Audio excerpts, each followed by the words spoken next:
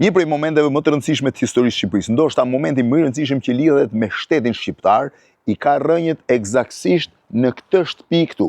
Jam në shtëpinë e Kongresit të Lushnjës, sikur se thash, një prej eventeve më të rëndësishme të historisë së Shqipërisë. Po pse konsiderohet një prej eventeve më të rëndësishëm? Çfarë ishte Kongresi i Lushnjës? Pse realisht shteti shqiptar i ka rënjët këtu në këtë shtëpi më shumë se sa në shtëpinë e Pavarësisë në Vlorë? Akti formal. Shpallja e Pavarësisë së Shqipërisë ndodhi në Vlorë në 28 nëntor vitin 1912.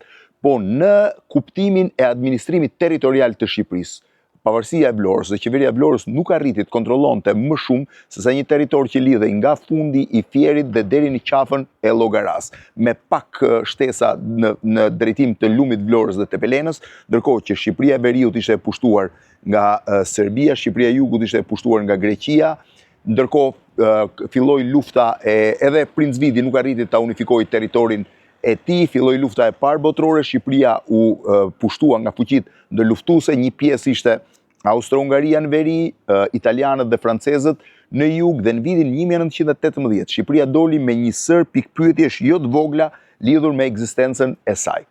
Në konferencën e paqes që po zhvillohej në Versailles të Francës, pra në konferencën e Parisit, Shqipëria ishte në diskutim nëse do të vijonte me kufit e konferencës ambasadorëve të vitit 1913, pra që përcaktonin Shqipëri për 28.000 km2 nga Vermoshi në Konispol, nga Durrësi deri në Dibër dhe në Korçë poshtë, apo do të coptohej sërish.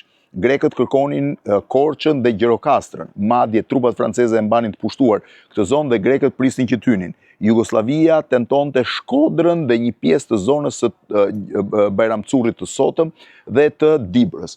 E gjithë situata ishte shpërtyse. Vetë shqiptarët ishin të shpërndar në shumë grupe, konferencën e ambasadorëve në Paris, dërgatat shqiptare ishin 7 apo 8. Çdo grup, çdo qytet, çdo shoqat dërgonte dërgatën e saj. Të ndodhur në një moment të jetë kritik, patriotët shqiptar vendosën që të ndërmerrnin një akt i cili do të zhvlerësonte të gjithë sjelljen e ndërkombëtarëve. Por çfarë ndodhi realisht? Në 1920 Shqipëria kishte një qeveri të quajtur qeveria e Durrësit, e cila ishte krejtësisht një kukull e italianëve, e drejtuar me 2 persona që mbetën në fund. Qeveria e Durrësit merrte çdo veprim që lidhej me italianët, ndërkohë që italianët mbanin të pushtuar Vlorën dhe zonën rreth e rrotull saj. Në fund të vitit 1919, një sërb patriotësh shqiptar, kryesisht përbërë nga Abdylypi dhe disa personazhe të tjerë, Aqif Pash Elbasani e tjerë, vendosën të thrasin një kongres i cili do të merrte vendime të rëndësishme për ruajtjen e territorialitetit të Shqipërisë në kufijtë e vitit 1913, për administrimin e Shqipërisë nga vetë shqiptarët, dhe do t'i kërkonte shqiptarëve që të mbronin me gjak territorialitetin, pra trojet shqiptare. Kongresi pati shumë diskutime, në fillim u mendua që mund të zhvillohej në Tiranë, po në Tiranë ishte e pamundur për arsye të afërsisë me qeverinë e Durrësit, më pas u hodhën emra të tjerë, derisa u vendos që në janar të vitit 1920 kongresi të zhvillohej në këtë shtëpi në Lushnjë, në shtëpinë e familjes Fuga, e cila ndodhet në qendër të Lushnjës dhe sot konsiderohet shtëpia muze e Kongresit të Lushnjës, është identik siç ka qenë. Në 5 janar të vitit 1920, personazhe të mbështetur nga Italia vran në Durrës Abdylypin, një nga organizatorët e Kongresit të Lushnjës, në një atentat të parapërgatitur. Abdylypi u vra, por fillimi i Kongresit të Lushnjës nisi me 5 minuta zi për nder të tij.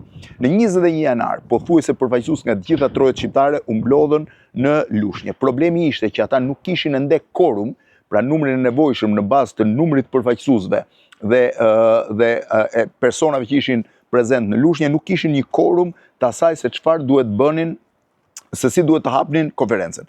Diku nga mbas datës 21 janar, quorumi u krijua dhe konferenca dhe Kongresi i Lushnjës u hap.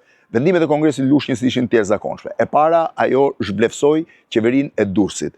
E dyta, ajo njohu rënien e Princ Vidit dhe ndërtoi një këshill të lartë përbërë nga 4 përfaqësues, një mysliman, një bektashi, një ortodoks dhe një katolik, që do drejtonin Shqipërinë deri në zgjidhjen përfundimtare të formës së regjimit. Ajo ndërtoi një pleqësi prej 37 personash që do luante rolin e parlamentit dhe mori vendim që zgjedhjet parlamentare demokratike të drejta dhe të ndershme të zhvilloheshin brenda vitit. Njëkohësisht ajo zgjodhi një qeveri drejtuar nga Sulejman Delvina, një diplomat i Perandorisë Osmane, por patriot i ndershëm, i cili do ishte kryeministër. Ministri i brendshëm i kësaj qeverie u vendos Ahmet Zogu, një 25 vjeçar, një bej i Matit, i cili kishte më shumë mbështetës, pra pushk, që e ndiqnin mbas vetes. Imagjinoni një qytet të vogël si Lushnja, me pothuajse gjithë elitën kulturore, financiare dhe me autoritet të Shqipërisë që qëndronte këtu. Imagjinoni njerëz të tjerë të armatosur. Por çfarë ndodhi? Italianët nisën një kompani shqiptare, kompani të qeverisë Lushnjës, të qeverisë Durrësit, po të armatosur nga italianët, që të vinte dhe të shpërndante kongresin. Kompania drejtohej nga Meleq Frashëri, i cili me të mbritur në Lushnjë, futi në xhep pistoletën dhe i kërkoi kongresit që me gjithë kompaninë e tij të vijej në funksion të kongresit. Kjo u bë kompania e parë, ose struktura e parë ushtarake e qeverisë Lushnjës, ose struktura e parë reale ushtarake e shtetit shqiptar. E përforcuar me këtë kompani dhe me 2 topa, Kongresi i Lushnjës vendosi që mas vendimeve të tij të shkonte drejt Durrësit. Por këtu ndodh dhe çudia. Të gjithë fuqitë e mëdha u njoftuan për vendimet e shqiptarëve. Shqipëria nuk mund të prekej, duhet të qëndronte në kufit e vitit 1913, do të vetë administrohej nga shqiptarët dhe nuk do të pranonte asnjë koncesion në favor të Jugosllavisë apo Greqisë. Qeveria e Durrësit, Lushnjës u nis drejt Durrësit. Por në shkëmbin e Kavajës, italianët vendosën një kompani mitraljierësh italian që nuk i lejonin ata të hynin Durrës. Atëherë, duke marrë nga zona e Arapajt dhe duke shkuar nëpër Kodra, qeveria e Lushnjës u vendos në Shijak. Ajo u vendos përkohësisht në Shijak, sepse me ftesë të Abdi Toptanit dhe Refik Toptanit, ata u transferuan drejt Tiranës për të pritur ca ditë derisa të ktheheshin Durrës. Këtu ndodh në fakt, ndërkohë që ata ishin në Shijak, dhe një nga mrekullitë e pashpjegueshme shpeshherë të historisë së Shqipërisë. 2 përfaqësuesit e fundit të qeverisë Durrësit, që ishin pro-italian, ikën natën nga Durrësi duke marrë me vete arkën e qeverisë dhe të gjithë dokumentacionin dhe protokollet e qeverisë dhe ja dorëzuan qeverisë së Lushnjës. Ata i thanë, derisa ju jeni zgjedhur me vullnetin e qytetarëve shqiptar, ju takon ju që të qeverisni vendin.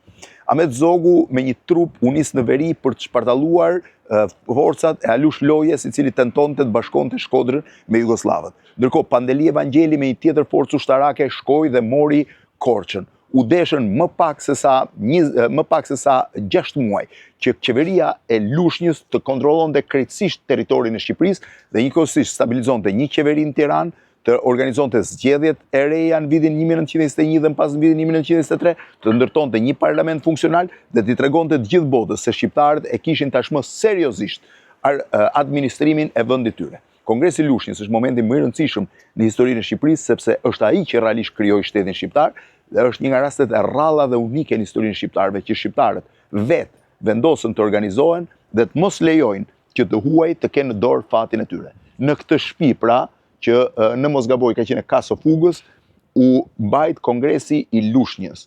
Elita shqiptare qëndroi këtu 10 ditë dhe hodhi themelet e asaj që ne sot e quajmë shteti shqiptar. Gjithçka nis nga kjo shtëpi, e cila mbetet siç ka qenë 106 vjet më parë.